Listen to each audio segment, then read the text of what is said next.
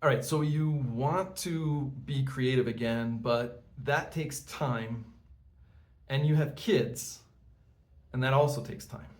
Now, you know when you accept that you've got to take time for yourself, that you time is important. And I can tell you just take 15 minutes a day to practice being creative. But what if you're already taking time for yourself to exercise?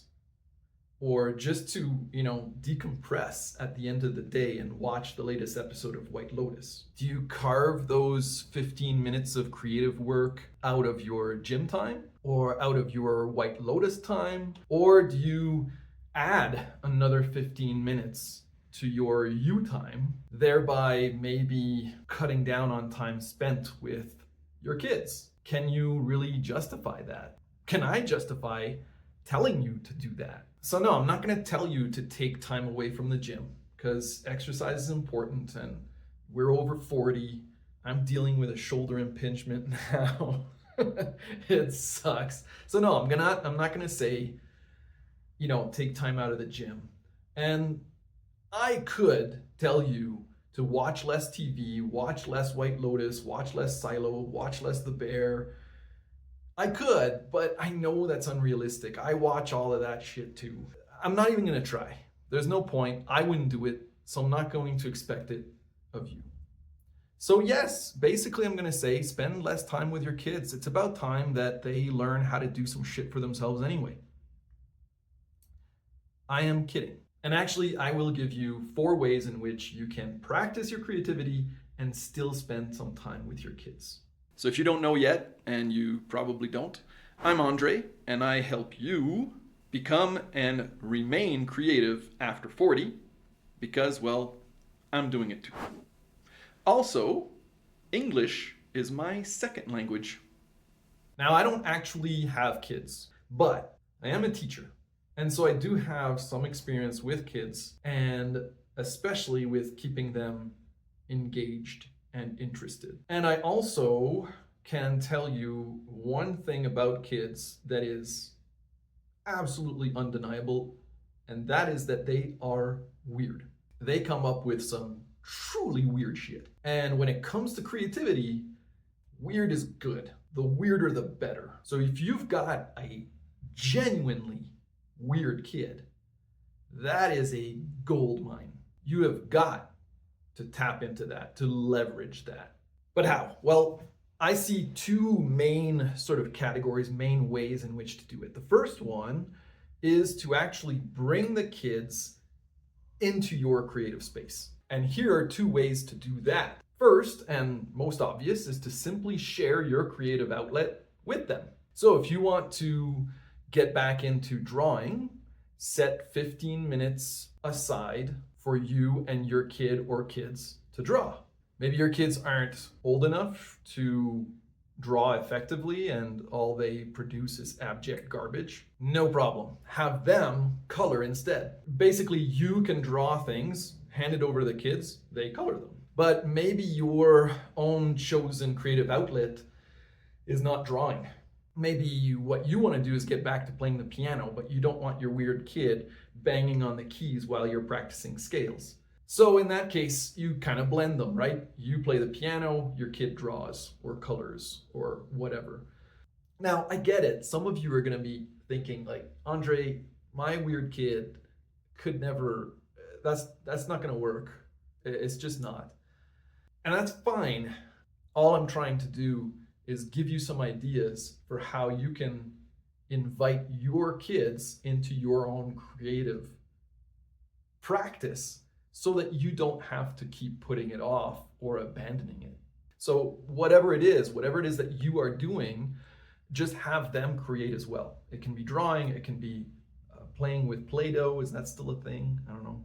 But the point is to have them share in the activity of creating something. The exercise itself is not that important. But if still you're thinking, nope, there's no way to even adapt it, Andre, that is never going to work with my weird kid. Well, in that case, you might want to consider just trading it in and getting a more pliant model. I'm kidding again. Yeah. And I also just referred to your kid as an it.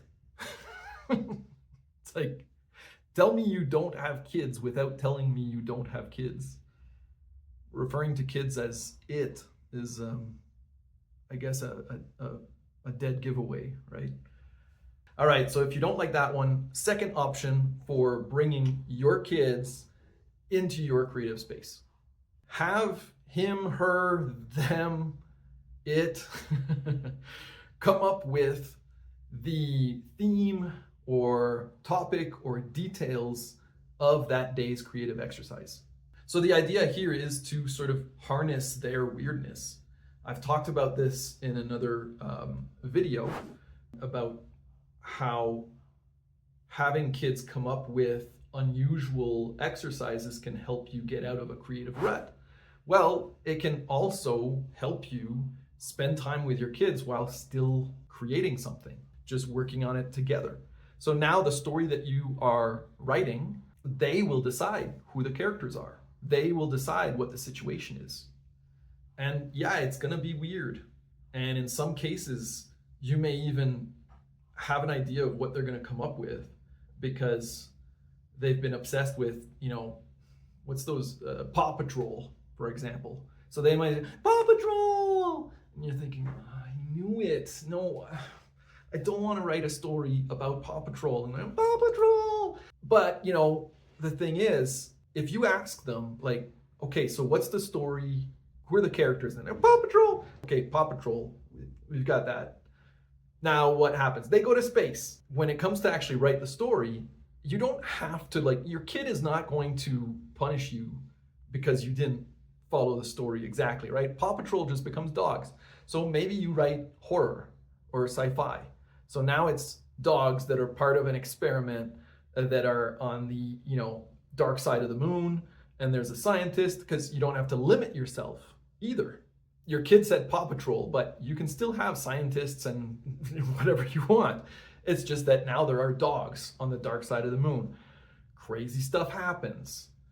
If instead you write rom-com, well, you've got two astronauts and they're going to the moon and they're slowly falling in love, and they are, in charge of this dog that is also on the mission because funny, and unbeknownst to them, and nobody else knew that the dog is pregnant. So now these two astronauts who are falling in love also have to take care of a bunch of puppies, right? It's up to you what you actually do with it. But the point is that your kid, one, is involved, right? You're involving your kid in something that you care about. And two, they will come up with weird stuff. That's the thing. They're gonna come up with stuff that you wouldn't normally come up with yourself. Adapting what your kid gives you just becomes part of the creative process. Going along with what your kid gives you is a constraint. You want those constraints. They force you to be creative. When I call your kid weird, it's not an insult, right? I mean, like I said, the weirder the better. You can use AI like ChatGPT to come up with ideas that are out of your comfort zone, out of your sort of creative box. So if I say, use ChatGPT, ask ChatGPT for a story idea involving XYZ, well, you read it as ask your weird kid for a story idea involving XYZ and just see what he, she, they, it comes up with. And this can be in the middle of a story as well. If you get a little bit blocked, I would normally say, ask ChatGPT what should happen next. Well, in your case, ask your weird kid what should happen next. It'll be weird, but it'll test your creativity. And if your kid isn't weird, that's when you might want to consider trading it in for a weirder model. 2 ways to do that. 1, share your creative outlet with your weird kid. 2, have your weird kid come up with the theme, topic, details, subject of your creative exercise. In both cases, you involve your kids, you practice your creativity, and bonus, they practice theirs. But I promised 4 ways to continue being creative while also not getting rid of your kids. Now, if the first strategy is to invite your kids into your creative space, the second strategy is to invite yourself into theirs. Fact is, creativity is encouraged when we're young. It's not until around our 20s or so, and when we realize that our creative endeavors are unlikely to lead to a viable career, that we start to view creativity as frivolous, as kid stuff, something to be shoved to the back or abandoned altogether while we pursue a real job. But when we're kids, it's all about creativity. And so many toys are actually geared towards building and developing creativity. Now, my favorite then, meaning when I was a kid, as now, was Legos. So Legos are really the ultimate toy for creativity. So if your kid has Legos, or you feel like you can afford to buy them some Legos, spend 15 minutes playing Legos with them. And to be clear, I'm not saying that you have to choose only one of these creative activities. I don't want you thinking like, oh man, I don't want to play with Legos every day for 15 minutes. It's not what I'm saying. I'm saying this is just one option.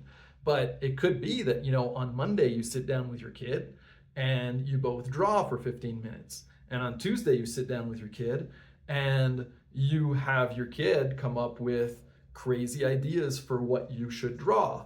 And then on Wednesday, you sit down with your kid and you play with Legos and so on and so forth, right? So you can blend them. Like, this is not one of these things where it's like, choose one, there's your kid-friendly creative outlet for the rest of your life. Not at all. Now, if you doubt that Legos can build creativity, just check out a show called Lego Masters if you can find it. It's basically like the Great British Bake Off, but with Legos. And it is pretty spectacular what the contestants on that show come up with. Now, before we continue, I get it. Legos are stupid expensive, and they may not be something that you feel fits into your budget right now. If that's the case, don't worry. We will look at some other options in a minute. But if you do feel that you can, I would even suggest going out and buying a brand new set, just a small one, depending on how many kids you've got. If you've got 3 or 4 kids, you might need a slightly larger one. But start with a small one. Let's say something like, I don't know, like the fire engine. I know that there's a whole bunch of sets that are like city themed. So yeah, maybe you get the fire engine one. And you bring that home, and for that first 15-minute session, you and your kid put it together following the instructions. As a creative exercise, it may feel like, it's not that creative. But there's also the fact that this sort of creates a little bit of a learning environment for your child, in that the kid has to learn how to follow instructions. Then the next day, you actually take that fire truck and take it apart. And now you build something brand new. Maybe what you do is you actually separate the pieces evenly, and your kid creates one thing and you create another. So now you've got those extra constraints that you've only got these pieces to work with, and so does your kid. And what I would suggest is, once your kid is finished, take a look at what they've created and actually try to kind of make sense of what they did. Why did they put pieces together that way? It may look like nonsense, but to your kid, there's a certain level of, maybe not logic, but there's a reason why. And ask it, ask them. And they may just shrug and say, I don't know. If so, trade it in for a more expressive model. But they may actually be able to give you a little bit of insight. And try to understand where they came from, simply because they're coming from a perspective that we've lost. We don't understand that perspective anymore. So yeah, try and understand it just a little bit. Now, like I said, if you're going to split the pieces evenly and you've got 3 or 4 kids, that's when you're going to need a bigger set. Now, on the next session, so now it's like the 3rd session using this one Lego set, work on building something brand new together. So now, again, it's a little bit of a learning moment for your kids. Allow them to lead the way occasionally, but make sure that you take the lead once in a while as well. You don't want them to just sort of do everything or come up with all the ideas. You want to exercise your creativity as well. And you also just want to ensure that your kids understand that they can't always be the ones to decide how things go together or what you guys are going to do. Again, if they throw a tantrum, if they're difficult, trade them in. That's my answer to any problems that you might have with kids. Any problems. I am kidding. I am. I know that you guys have a good sense of humor and you can handle this, right? Yes. Okay, yeah, so that's great. But like we said, Legos are not cheap. So what you want to do is actually just take a look at the toys your kid has. Many of them are geared towards creativity, or at least using the imagination. So what you can do is, work with your kid and come up with a scenario where, I don't know, Barbie and My Little Pony go on an adventure or whatever, right? But try and create some of those constraints. Think to yourself, what is a story that I would like to write right now? And how do I kind of adapt that to this situation where I'm playing with my kid with a Barbie and a My Little Pony? Again, is My Little Pony even a thing anymore? I'm really dating myself, I think, with my toy references, because I'm just referencing toys that my 40-plus-year-old sister used to have. It's like, tell me you don't have kids and you're over 40 without telling me you don't have kids and you're over 40. Your toy references are kind of caught in amber. Think about your own creative outlet and how can you actually integrate them into your child's play. If your child is creating a scenario with figurines or dolls or whatever, ask him or her, what is that scenario? What's the story? And then if your creative outlet is musical, play a soundtrack for it, right? If your creative outlet is more to do with maybe video, well then shoot a little movie together. Even stop motion you could do with even just a normal phone like this one. I'm shooting on my phone, by the way. Just sort of take a look at your weird kids' weird toys and just try to think, how can you integrate them into your own creative practice? All right, so before I move on to the fourth point, I have a tiny confession to make.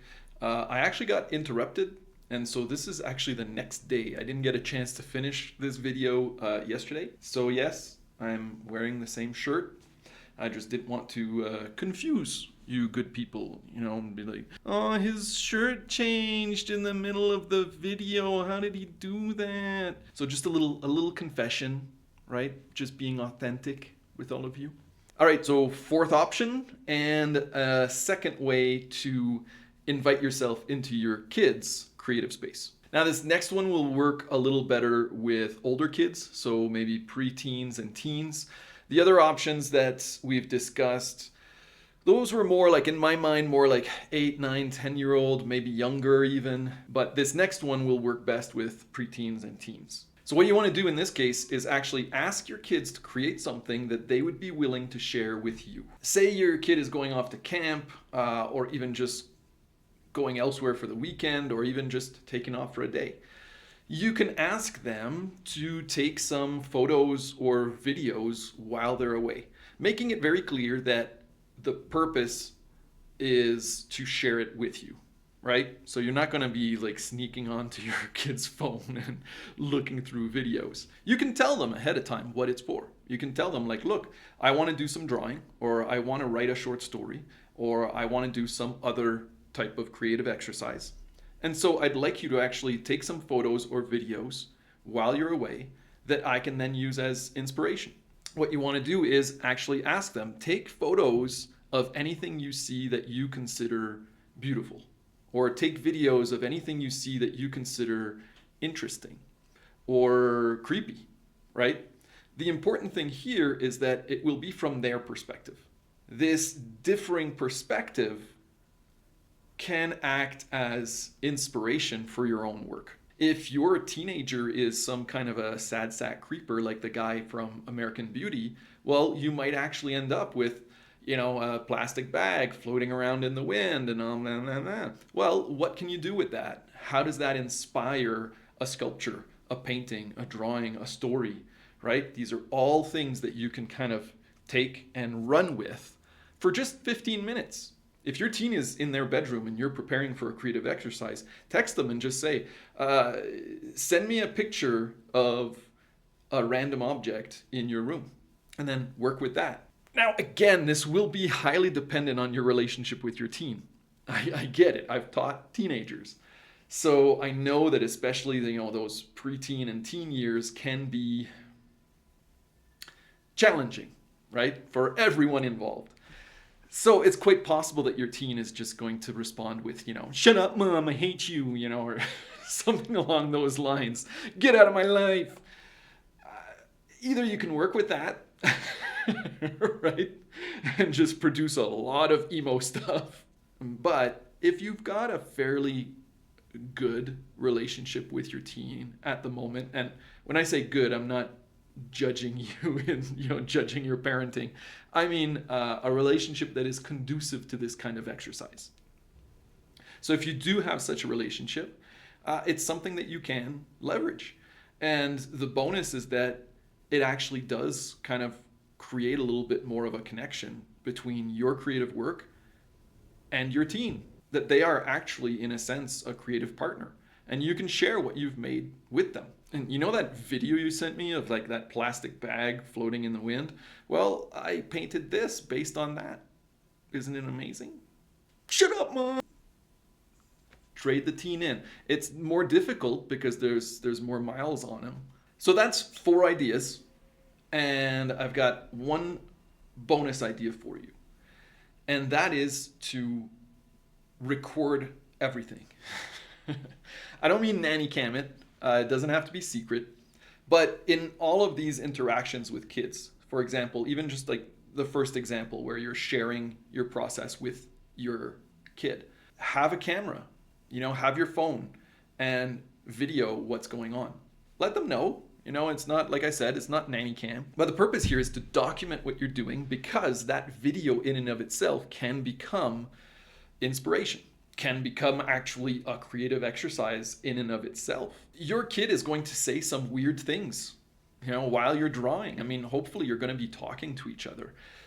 He or she might say some weird stuff that you really thought was funny, but you might forget. So when you rewatch the video, it's like, oh yeah, I remember that she said that really weird thing that was hilarious. I should use that in a story, or that kind of makes me think of a drawing that I could do, a little cartoon, whatever. You also might miss something. While you're watching it, you notice that I didn't see him do that. That's really funny. I didn't realize that he does that.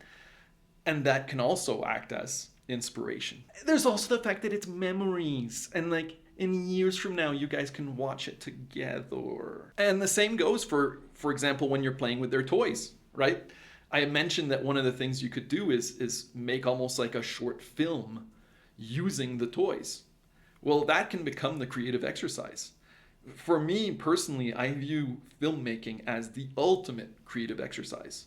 And the reason for that is that it involves so many different creative outlets. Typically, you have to sort of write a script. So that's writing right there.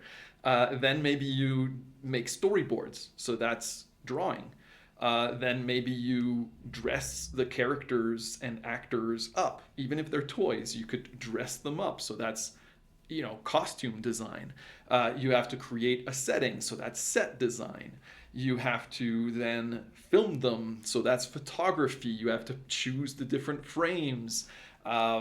Lighting is involved. So all of these things, you could actually have your child play with their toys, but you act as a director, moving the camera around once in a while, just to get different angles and different shots. Even if you're not interested in making videos, this can be an insanely valuable creative exercise. And like I said, you get those memories that you get to keep forever. And when they're an adult, you can say, look at you when you were playing with My Little Ponies. Chinese. The important thing is that some of these options at least give you some ideas, and that they demonstrate that having kids doesn't need to keep you from creating. And if none of it works at all with your kid, trade it in. All right, so I mentioned in my introduction that English is my second language, and it is. I was actually raised in French. I'm Canadian, and though I'm not from Quebec, which is really the most French-speaking region of the country, there are French-speaking communities throughout Canada, and I'm from Ottawa, which is actually right across the river from Quebec.